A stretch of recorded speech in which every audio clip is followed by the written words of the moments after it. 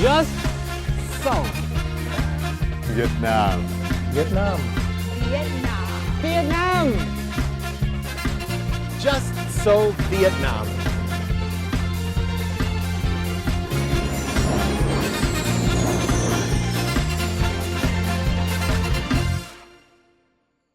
Hello and welcome to Just So Vietnam, a Vietnam travel guide and also a guide to the way of life here.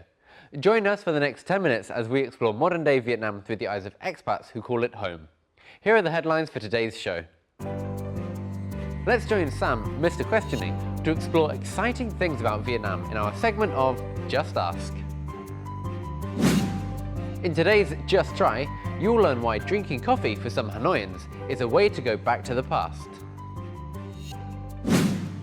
And last but not least, some amazing tips when traveling in Vietnam will be revealed in the Just Go segment. Vietnamese is a beautiful yet difficult language. You may find it very confusing first time listening to Vietnamese people talking, as the conversation may involve lots of elements. And with Mr. Questioning Sam Patterson, let's continue to discover the myths of vocative communication in Vietnam.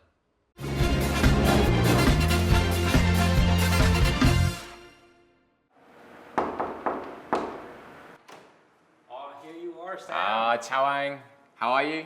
I'm good. How about you? Yes, great, thank you. Come on in. Thank you. Sao đến rồi đấy hả anh? Chào cô. Cô có khỏe không?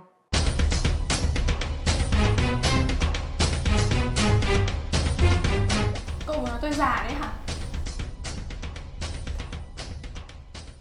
When you call me anh, make sure you don't call her cô.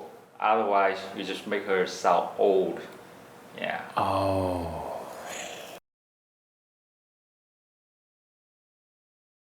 Chào các bạn. It's me, Sam, for Just Ask. In Vietnamese, anyone can be referred to with terms of kinship, even if they're not related to you. These terms usually come in associated pairs. For example, ông and ba, cô and chú, or anh and chị. The term that you use will be based on that person's age in relation to you, and also to some extent your attitude towards them. Be careful with the term that you use, especially when talking to married couples. Even if they do happen to be very different ages, you should still choose an associated pair. For example, anh and chị. If you don't, it could cause a big misunderstanding, just like the one that I've now got to fix.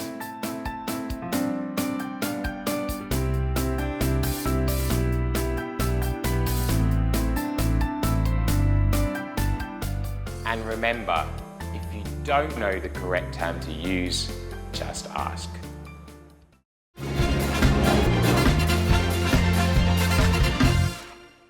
Different countries have different stories about coffee. Hanoi also has its own version. For many people here, drinking coffee is a way of feeling nostalgic about the past. Can you believe that?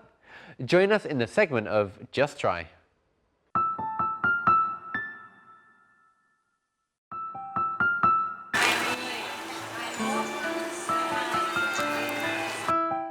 To better understand the history of a city, people often go to museums or historical sites.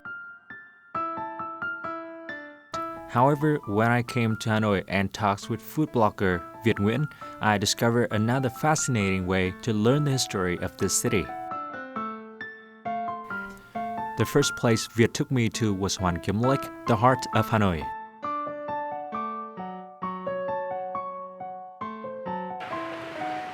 Xin giới thiệu với cả Safi, đây là nơi du lịch nổi tiếng Hà Nội, là bờ hồ.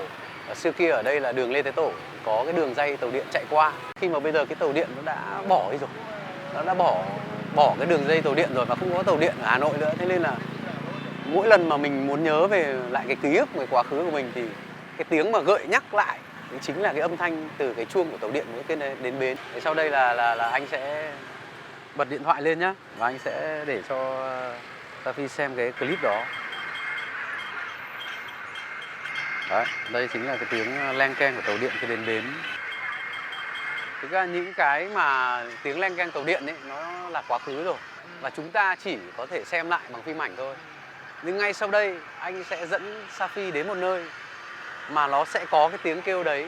Em sẽ liên tưởng ra ngay là đấy là cái tiếng rất là hay. Em sẵn sàng luôn. Ok, thì bây giờ anh em mình sẽ đi.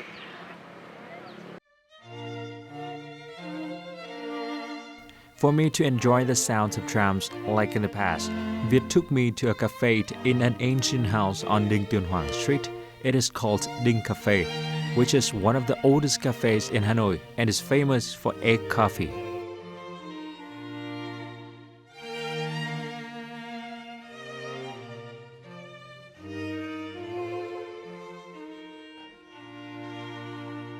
Cà phê trứng là một trong những món là cần phải thử khi mà đến Hà Nội. Là nó sẽ giao thoa từ cái món cà phê cappuccino hoặc là latte của Ý, khi là họ sẽ oánh sữa.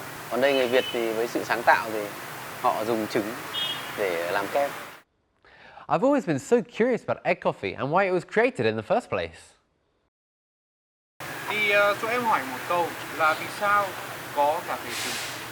Tức là cái câu chuyện này nó cũng từ khá lâu rồi, thì xuất phát từ cụ Giảng, tức là người sáng lập ra cái món cà phê trứng ở Hà Nội. Thì cụ Giảng có một thời gian dài là cụ làm phụ việc trong khách sạn Metropole. Và đặc biệt là cụ được tiếp xúc với rất nhiều các loại cà phê đánh bọt sữa của Ý, của Pháp mang đến. Thì trong đầu cụ nảy sinh ra tại sao là mình là người Việt, mình cũng được giao thoa với các món trứng đánh kem của người Pháp, thì tại sao mình không nghĩ là cà phê để kết hợp với cả kem trứng. Mà em cảm giác rất là tự hào vì người Việt là họ không phải là chỉ lấy cà phê và họ bắt đầu dùng. Họ đã nghĩ là mình phải dùng gì để làm loại chỉ riêng mình thôi. Và thật sự cái vị này rất là ngon và chắc chắn là chỉ ở Việt Nam có thôi. They make egg in this cup of coffee by whipping egg yolk, applying their experience and secret recipe. The coffee lies beneath the rich and aromatic egg cream. Learning about the origins and variations of coffees in Hanoi helps me understand Vietnam's social and cultural exchange during the French colonial period.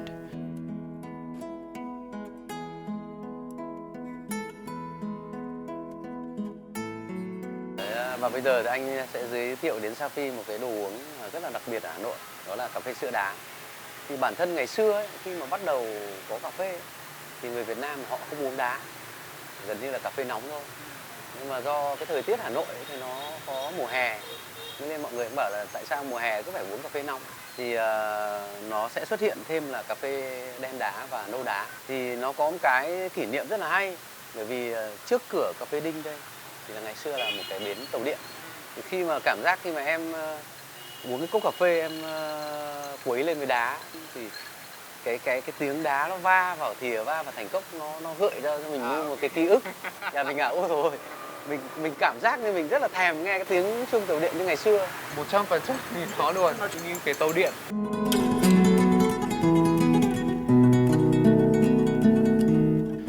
Let's come to Hanoi to listen to stories about history, the stories that are told in a special way, which involves aroma, taste, and unforgettable feeling.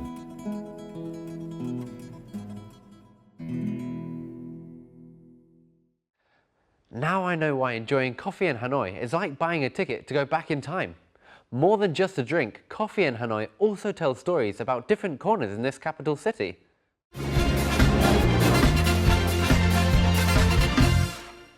And now I want to share these simple but effective Vietnamese travel tips with you in this segment of Just Go. Hope that you too can dive right into the deep end and experience what this incredible country has to offer. Giving gifts is a good way to show your goodwill and appreciation to anybody. However, there are certain gifts that you should avoid in Vietnam.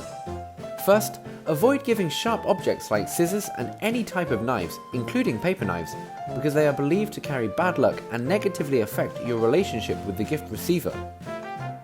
White flowers, especially those with a black decoration, should not be chosen as a gift, as these colours are associated with death. The third gift to avoid is an empty wallet. You should put some small change into the wallet, because giving someone an empty wallet is believed to take away luck from the receiver. And last but not least, do not wrap your gift in black paper. While red symbolises fortune, blue represents hope, black is said to be the colour of hardship. Hopefully, these tips will help you choose appropriate gifts for your Vietnamese friends.